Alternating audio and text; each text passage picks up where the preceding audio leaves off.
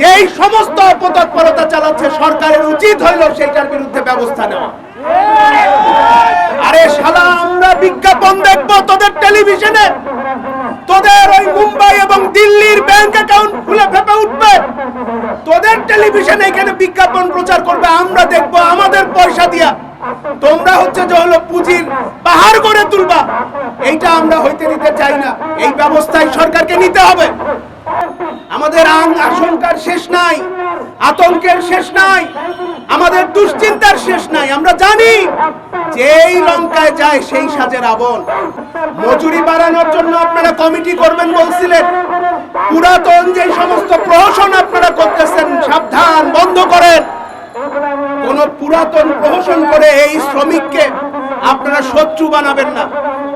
আজকে খেটে খাওয়া মানুষ যদি সরকারের শত্রু হয় তাহলে বুঝতে হবে যে হলো যেই আকাঙ্ক্ষা নিয়ে খেটে খাওয়া মানুষ এই দেশের ছাত্র শ্রমিক রক্ত দিয়েছে, জীবন দিয়েছে, সেই আকাঙ্ক্ষার সাথে বেইমানি হয়েছে। কাজেই সাবধান, শ্রমিকের দাবি দাওয়া নিয়ে কেউ এই বেইমানি করার চেষ্টা করেন না।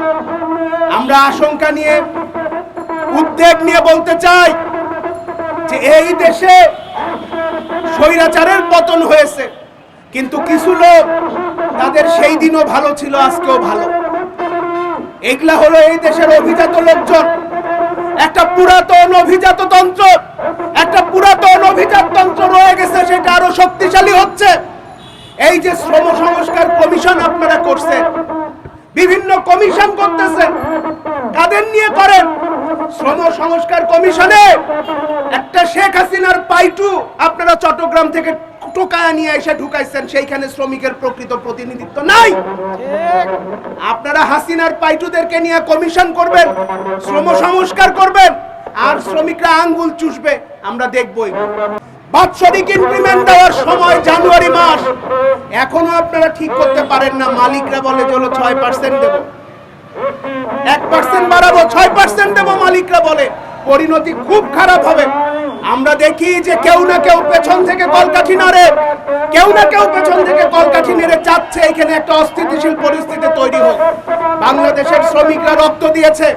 এই গার্মেন্টস শ্রমিক আশরাফুল, এই যে আমার পাশে শাহজাহান এবং রাসেল আছে, এই শাহজাহান ভাই, রাসেল ভাই, আশরাফুল একসাথে ছিল আশুলিয়ায়, এবং উপর থেকে গুলি করে আশরাফুলকে ফেলা হয়েছে, আশরাফুলকে হত্যা করা হয়েছে।